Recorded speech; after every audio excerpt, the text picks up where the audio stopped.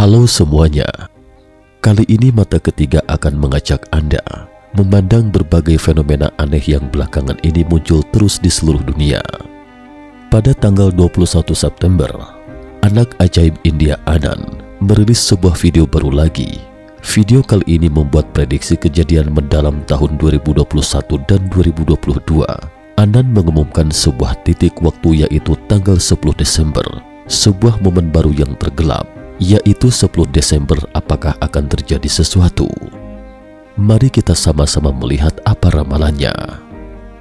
Pada 13 September, Jupiter memasuki Capricorn. Pada malam itu sebuah benda langit tak dikenal, asteroid atau meteor, menghantam permukaan Jupiter. Setelah itu banyak perubahan terjadi di dunia. Tidak hanya cuaca ekstrim, tetapi juga terjadi krisis energi yang belum pernah terjadi sebelumnya, krisis batu bara dan lain-lain yang semuanya mengancam perekonomian. Pada saat yang sama, negara-negara di dunia juga menghadapi krisis rantai pasokan global. Efek dari semua ini membuat negara di berbagai belahan dunia berjuang keras. Ekonomi negara-negara besar terseret, dan mereka juga terseret ke bawah jangkauan yang lebih luas. Anand mengatakan bahwa kita melihat banyak hal yang berubah. Perubahan krisis energi semakin mendalam di seluruh dunia. Kita juga telah melihat banyak perubahan yang berbeda. Model energi tradisional sesungguhnya sedang berubah. Dalam perubahan ini, kita mengalami banyak guncangan. Inilah situasi kita saat ini. Perekonomian negara-negara besar telah melambat. Ini tentu saja karena krisis energi, kekurangan listrik dan gangguan rantai pasokan. Juga gelembung pengembang real estate terkemuka di Tiongkok. Kondisi pasar bearish atau kondisi ketika investor optimis skala besar di pasar saham akan mandek, semuanya muncul pada saat yang bersamaan. Anand mengatakan bahwa saya yakin situasi krisis khusus ini baru saja dimulai, tetapi akan segera menyebar ke bagian lain dunia. Kami telah melihat tanda-tandanya. Meskipun beberapa pemerintah seluruh dunia telah berjanji kepada orang-orang tidak akan ada masalah yang terjadi, tapi Anand yakin masalah ini menyebar seperti penyakit menular. Ia sedang berpindah dari satu tempat ke tempat lain, dan krisis rantai pasokan global ini pasti akan segera mempengaruhi semua orang.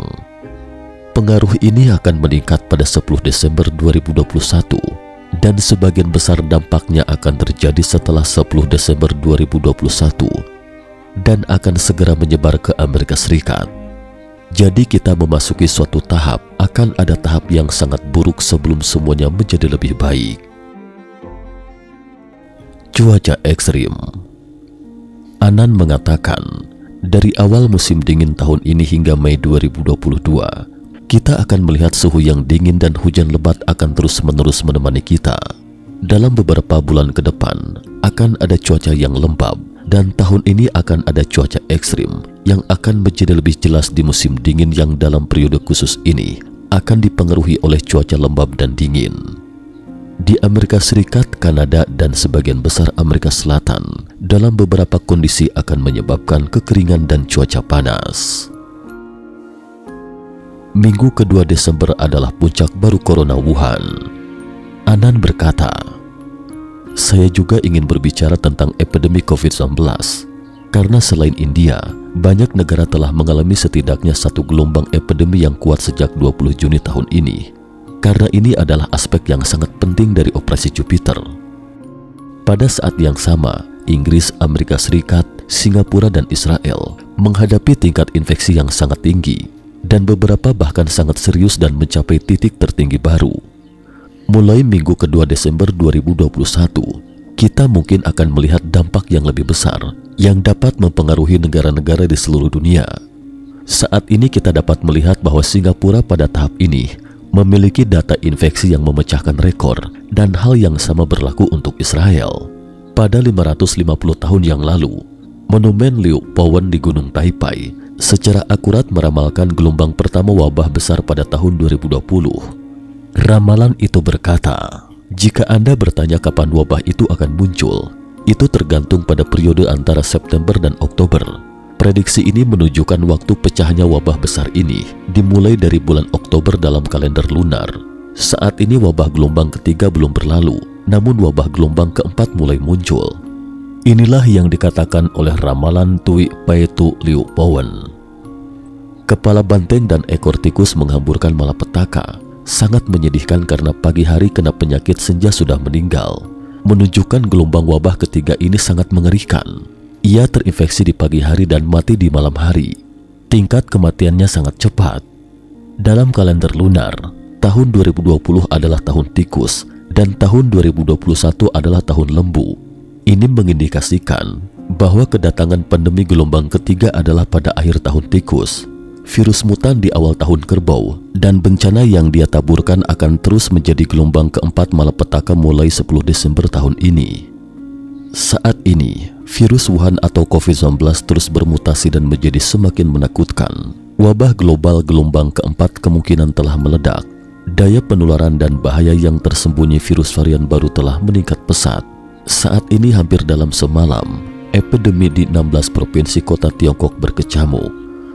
Liu Pawen juga mengatakan dalam Tui Paitu, dewa wabah di bulan Maret dan Mei ada di mana-mana. Banyak orang yang meninggal di jalan. Dalam 10.000 yang meninggal 9.000. Tidak sampai bulan Agustus tahun itu, dewa wabah turun dari langit. Di bumi dari 10 meninggal 9. Tidak ada seorang pun di antara orang yang melakukan 10 kejahatan yang bisa bertahan hidup. Pada akhir tahun, orang-orang gelisah dan biji-bijian tidak dapat dipanen. Dewa wabah turun pada bulan Maret dan Mei. Penyakitnya aneh berjangkit pada tahun itu. Kebanyakan tidak ada obat yang bisa mengobati dan tidak ada dokter yang dapat mengobatinya. Beberapa orang telah menafsirkan itu adalah wabah gelombang keempat yang paling menakutkan.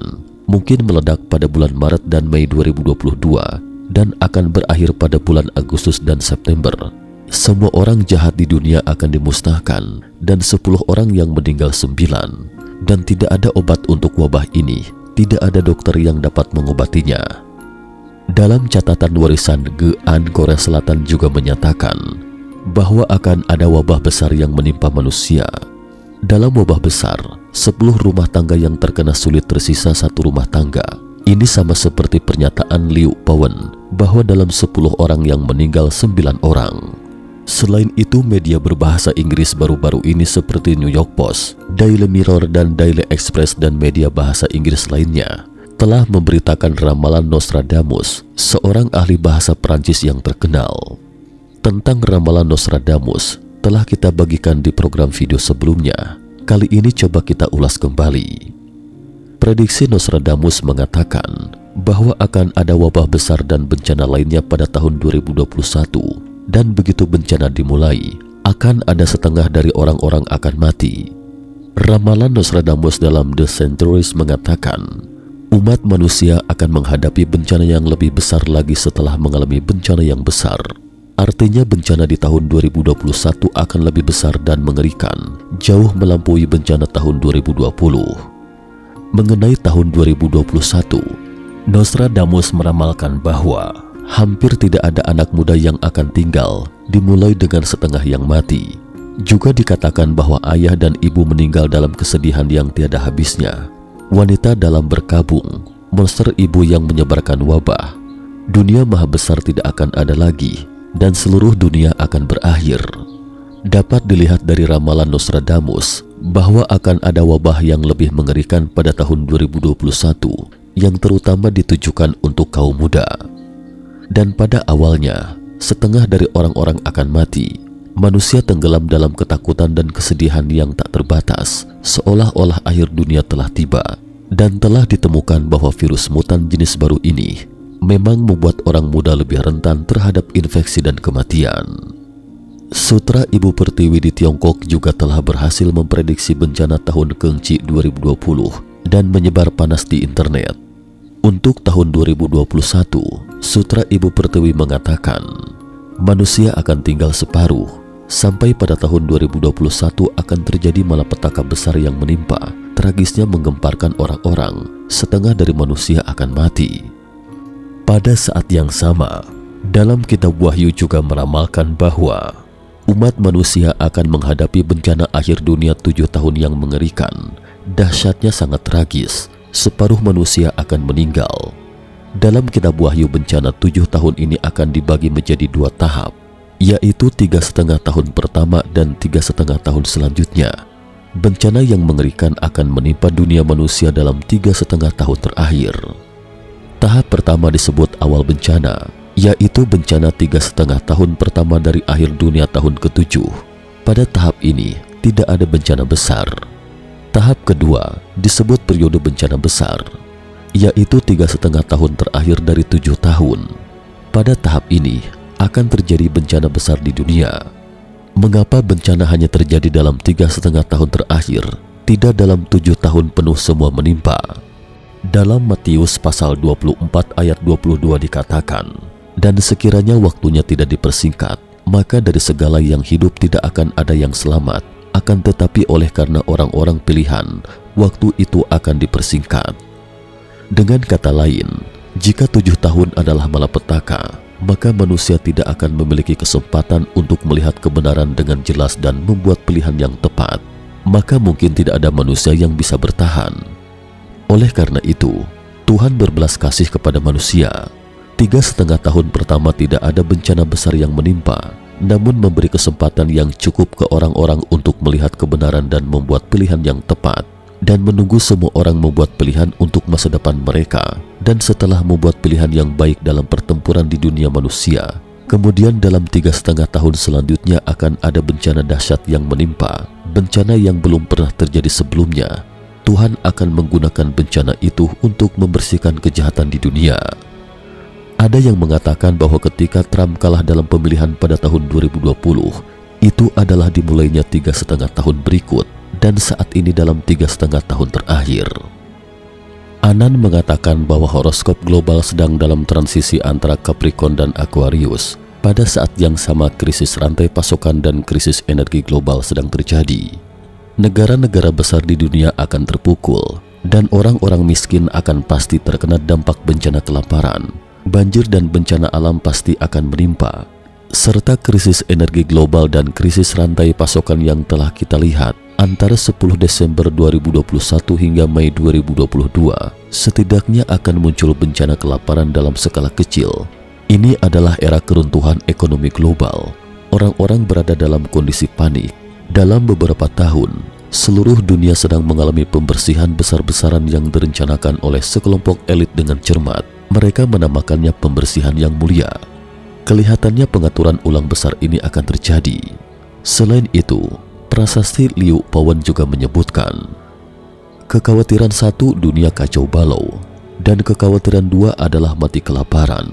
Itu meramalkan bahwa ketika bencana kelaparan berlangsung, akan muncul bencana yang berdampak orang-orang mati kelaparan.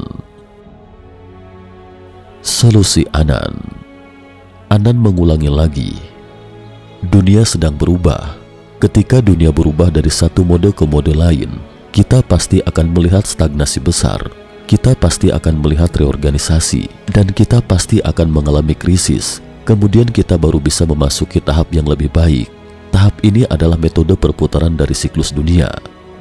Kita harus melindungi diri kita sendiri, melindungi kepentingan pribadi, teman, keluarga, dan kepentingan seluruh masyarakat global.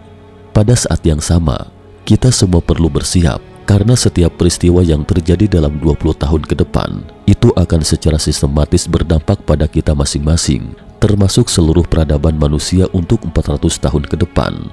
Solusi kita adalah, pertama, membangun energi alternatif sendiri. Energi matahari pasti menjanjikan. Jika memungkinkan, maka saya akan menyarankan orang membangun cadangan dan energi alternatif sumber untuk rumah dan bisnis mereka. Poin kedua adalah investasi. Akan ada kehancuran besar di cryptocurrency dan pasar saham, dan keduanya akan berfluktuasi secara bersamaan. Investasi terbaik adalah emas dan perak. Anda dapat berinvestasi dalam cryptocurrency, tetapi Anda hanya dapat berinvestasi dalam jangka panjang. Ketiga, yang sangat penting adalah menanam makanan sendiri. Silahkan beli lahan pertanian organik. Ini adalah investasi yang sangat penting. Kita tidak boleh berkerumun di ruang kecil. Sebaliknya, kita manusia harus tinggal di daerah terbuka dengan populasi yang longgar untuk mengurangi kemungkinan penyebaran penyakit. Anan juga berkata, saya ingin menekankan satu hal yang sangat penting. Kita harus harmonis dengan alam, karena alam paling tahu apa yang akan terjadi. dan sepenuhnya bergantung pada alam untuk mengurus segala sesuatu yang diberikan alam kepada kita, termasuk udara, air, energi, dan segala sesuatu yang disediakan alam.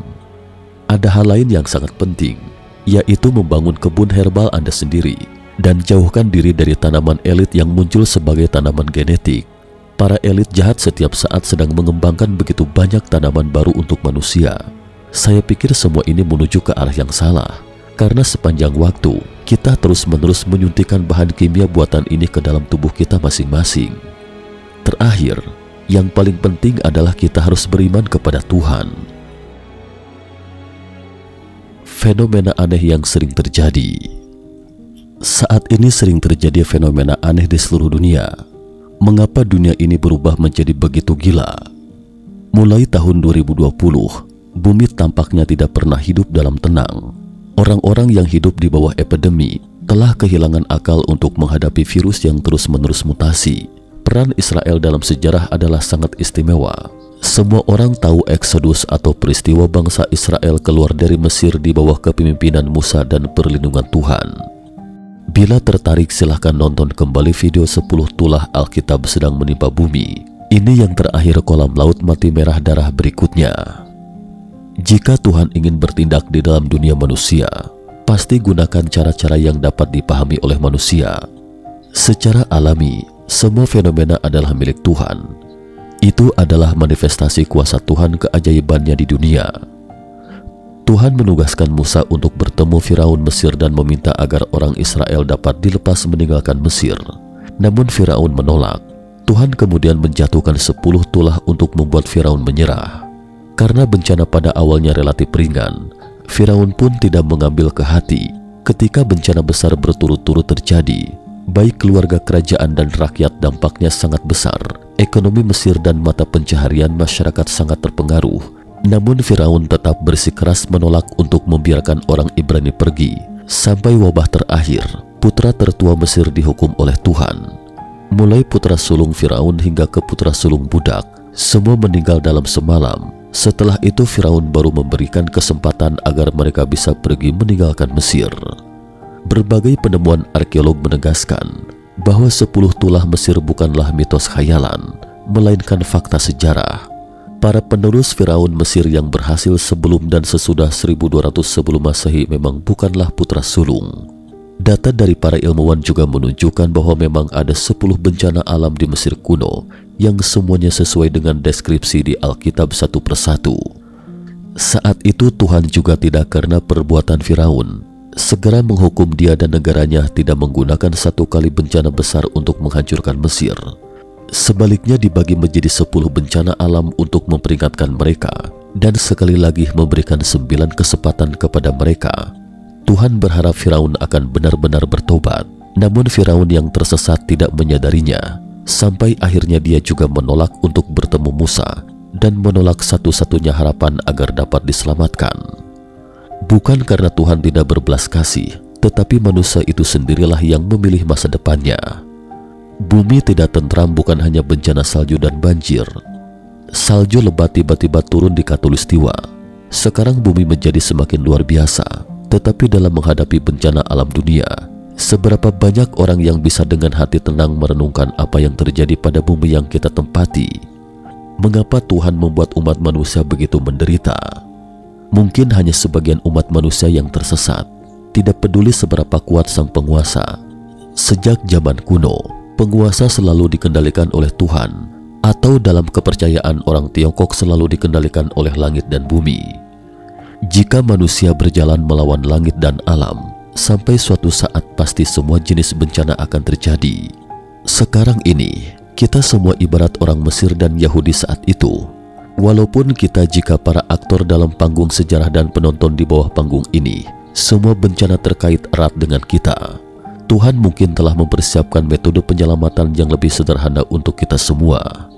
Kasih karunia Tuhan tidak terbatas, tetapi itu hanya dapat membantu mereka yang memilih untuk percaya terlebih dahulu. Jika Anda benar-benar bertobat, Tuhan akan mendengarnya karena Dia sedang menunggu pertobatan manusia. Jika manusia dapat membatalkan janji sumpah yang dibuatnya dengan setan seperti komunis yang berjanji kepada setan dan tidak percaya Tuhan, maka manusia ia diberkati dan diselamatkan. Malapetaka sudah dekat, malapetaka selangkah demi selangkah semakin meningkat. Tuhan telah berupaya menyadari dan memberi kesaksian kepada umat manusia. Hidup dan mati, kemalangan atau bernasib baik, baik dan buruk, untung dan rugi semuanya disajikan di hadapan setiap orang. Sampai di sini video kali ini. Jika Anda memiliki pendapat dan kebijakan menarik tentang topik yang kita bicarakan hari ini, silahkan tinggalkan pesan. Jangan lupa subscribe, like, dan share. Mata ketiga berterima kasih kepada Anda semua. Nantikan video kami di episode berikutnya. Salam.